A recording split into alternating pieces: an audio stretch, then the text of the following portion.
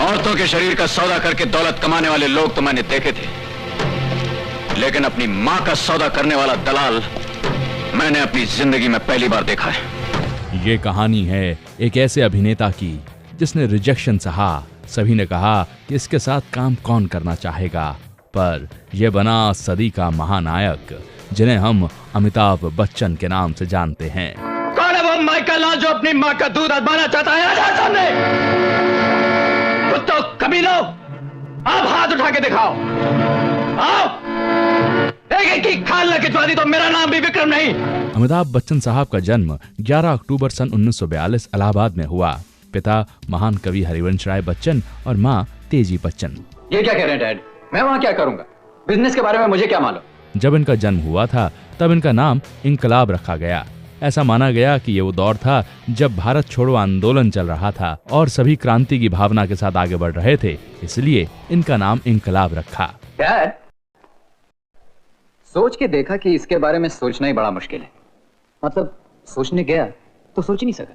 और बाद में अमिट आभा यानी कभी ना मिटने वाला उजाला अमिताभ। कौन है ये? कौन सा? ये सर पे पट्टी वाला। चंदर है साहब, नया अप्रेंटिस, लेकिन वर्कर अच्छा है साहब, काम सीख जाएगा। सिर्फ काम ही नहीं, सलाम करना भी सिखाओ इसे।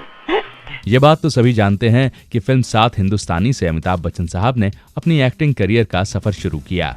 ये बात भी गौर करने लायक है कि उस वक्त के अपकमिंग आर्टिस्ट टीनू आनंद ने अमिताभ बच्चन की फोटोग्राफ के अब्बास तक पहुंचाई थी, क्योंकि खुद टीनू आनंद उस फिल्म में वो रोल नहीं करना चाहते थे। उन्हें मौका मिल गया था सत्यजीत रे साहब के साथ बतौर असिस्टेंट डायरेक्टर बनने का, लिहाजा अमिताभ बच्चन साहब का नाम सामने आया। दिए जलते हैं, फूल खिलते हैं, बड़ी मुश्किल से मगर दुनिया में दोस्त मिलते हैं, दिए जलते हैं।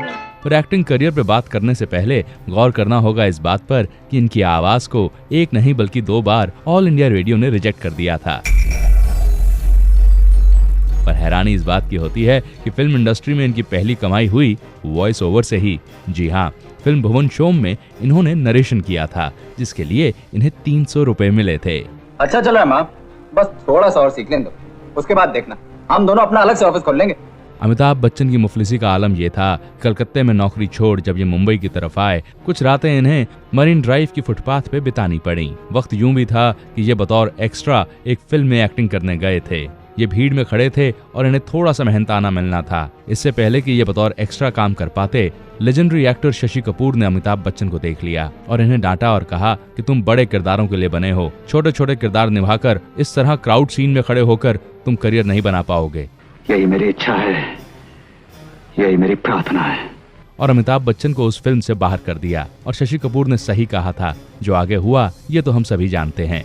करेक्ट, जवाब दो। अमिताभ बच्चन की जब बात आती है तो इनके गॉडफादर ऋषिकेश मुखर्जी की बात सबसे पहले आती है, जिन्होंने इन्हें फिल्म आनंद और गुड्डी में साइन किया था। गुड्डी में अमिताभ को बाहर कर दिया गया था क्योंकि बच्चन साहब आनंद में इतना अच्छा अभिनय कर रहे थे कि ऋषिकेश मुखर्जी ने सोचा कि क्यों छोटा सा रोल इन्हें गुड्डी फिल्म में दिया जाए, लिहाजा ये बाहर हुए और दूसरे एक्टर उस फिल्म में आए। हमें खिलाने वाले हाथ अभी पैदा नहीं हुए। ये बात तो सभी जानते हैं कि बड़े बड़े एक्टर्स ने जंजीर की कहानी को रिजेक्ट कर दिया था और किसी तरह घूमते फिरते ये फिल्म अमिताभ बच्चन की झोली में आ गई और इस फिल्म से एंग्री यंग मैन की इमेज सामने आई। मैं तुम्हें गिरफ्तार करने आया हूं अनिल। भागने की कोशिश मत करना अनिल, वरना गोलियों से तुम्हारा सर उड़ा दूंगा। पर जरा पीछे जाएं तो पता चलता है कि ऋषिकेश मुखर्जी की फिल्म नमक हराम में दरअसल अमिताभ बच्चन की एंग्री इमेज सबसे पहले सामने आई थी। ये मेरा जाती मामला है, जो कुछ भी हुआ मेरे उसके बीच हुआ, अगर कोई तीसरा उसमें। लेकिन एक बात कह देना चाहता हूं, आज के बाद अगर किसी ने सोमू पे हाथ उठाया तब मैं उसे 70 का दशक परिवर्तन का दशक था, जहां एक तरफ रोमांटिक फिल्म्स अपना जौहर दिखा रही थीं, तो दूसरी तरफ जनता में आक्रोश बढ़ रहा था। वो गुस्सा अमिताभ बच्चन के अभिनय के जरिए सिल्वर स्क्रीन पर आया और ये बन गए angry young man the superstar. माँ का खून चाटने वाली कुत्ते जैसी जबान से मैं अपना नाम नहीं सुनना चाहता। अमिताभ बच्चन की जोड़ी जबरदस्त फिल्म मेकर्स के साथ भी खूब जमी, चाहे वो यश चोपड़ा साहब रहे या फिर प्रकाश मेहरा, रमेश सिप्पी रहे या फिर मसाला फिल्मों के दिग्गज मनमोहन देसाई। जहां एक तरफ अमिताभ बच्चन का करियर परवान चढ़ रहा था, कोई और स्टार इनके आसपास भी नजर नहीं आ रहा था, वहीं एक ऐसी दुर्घटना हुई जो इनकी जान ले सकती थी। तुम कहना क्या चाहते हो? फिल्म कुली में इन्हें चोट लगी और ऐसा लगा कि यह महानायक ये दुनिया छोड़कर चला जाएगा। पर मुंबई के ब्रीच कैंडी हॉस्पिटल में डॉक्टर्स ने अपनी लड़ाई जारी रखी तो दूसरी तरफ इनके सारे चाहने वाले इनके लिए दुआएं मांगते रहे। डॉक्टर्स की मेहनत और दुआओं ने वो असर दिखाया कि अमिताभ बच्चन खतरे से बाहर आए। फिर एक ऐसा वक्त आया अमिताभ बच्चन के जीवन में जब इन्होंने राजनीति में हाथ आजमाए। ये अपनी जन्मस्थली इलाहाबाद से बतौर मेंबर ऑफ पार्लियामेंट चुनकर आए थे, पर बहुत जल्द विवादों में ये घिरे और फिर इन्होंने पॉलिटिक्स छोड़ दी।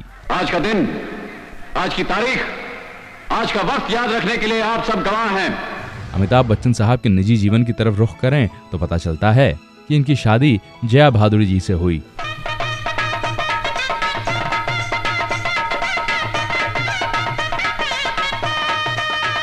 अमिताभ बच्चन साहब की शादी का किस्सा भी बड़ा अजब है। ये तो सभी जानते थे कि अमिताभ बच्चन और जया भादुड़ी एक दूसरे को बहुत पसंद करते हैं और इनकी जोड़ी खूब जमती है। अच्छा, तो इतने दिन तुम मेरा इंतजार करती रही? अमित जी और जया जी दोनों ने ही सोचा था कि यदि फिल्म जंजीर हिट होती है तो ये दोनों विदेश जाएंगे छुट्टियां मनाने के लिए। पर बच्चन साहब के माता पिता हरिवंश राय बच्चन और तेजी बच्चन ने ये बात साफ कर दी कि अगर विदेश जाना है तो पहले शादी करनी होगी और तब जाना होगा। और इस तरह आनन फानन में अमिताभ बच्चन और जया भादुड़ी की शादी हुई। इस शादी से इन्हें 2 बच्चे हुए, बेटी श्वेता बच्चन और बेटा अभिषेक बच्चन। एक दौर ऐसा भी आया अमिताभ बच्चन साहब के जीवन में जहां पर इनकी फिल्म में वो कमाल नहीं दिखा रही थी जितनी की उम्मीद की जाती थी। और तब ये फैसला लिया इन्होंने कि फिल्म खुदा गवाह के बाद ये कुछ बरसों के लिए फिल्मों से दूर हो जाएंगे। इसी बीच इन्होंने ABCL नाम की कंपनी शुरू की। मेरे और पार्टनर कौन है? जी आपके दूसरे पार्टनर आपके पिताजी। अच्छा, बिजनेस में खासे झटके लगे इन्हें और तब इन्हें यह एहसास हुआ कि ये बने हैं एक्टिंग के लिए और फिर ये लौट आए फिल्मों में। और आज वो जुर्म का पेड़ या टहनियों और पत्तों समेत मेरे सामने मौजूद है और इस पेड़ की होली मैं आज जला के रहूंगा। और तभी डूबती नैया को तिनके का सहारा मिला और सहारे के रूप में आया कौन बनेगा करोड़पति। जी, पहली बार छोटे पर्दे पर अमिताभ बच्चन नजर आए और KBC ने कमाल कर दिया। अमिताभ बच्चन साहब ने बड़े बड़े हीरोज के साथ काम किया और बदलते वक्त में एक से बढ़कर एक सुपरस्टार से यही कहा कि बुढ़ा होगा तेरा बाप। तेरा और मेरा रिश्ता एक मुजरिम और गवाह का जो कभी अलग नहीं हो सकता, और जो वकील ये नहीं जानता वो मुकदमा क्या खाक लड़ेगा। वाह बे बरखुदा, चचा गालिब के बाद तू ही पैदा हुआ है। अमिताभ बच्चन ने वो सब कुछ मुमकिन किया जिसे देख लोग कहते हैं कि यह नामुमकिन है। ये मिल तुम्हारे खून पसीने से नहीं बनी, समझे? हमारी अक्ल और दिमाग से खड़ी। अमिताभ बच्चन का नाम भारतीय सिनेमा के इतिहास में हमेशा गर्व से लिया जाएगा। मेरे लिए तो आज का दिन बड़ा शुभ है क्योंकि जो विश्वास, जो जिम्मेदारी आपने मुझे सौंपी थी वो मैं पूरी कर सका। मेरे लिए मेरी जिंदगी पूरी हो गई, जीवन का एक अर्थ मिल गया।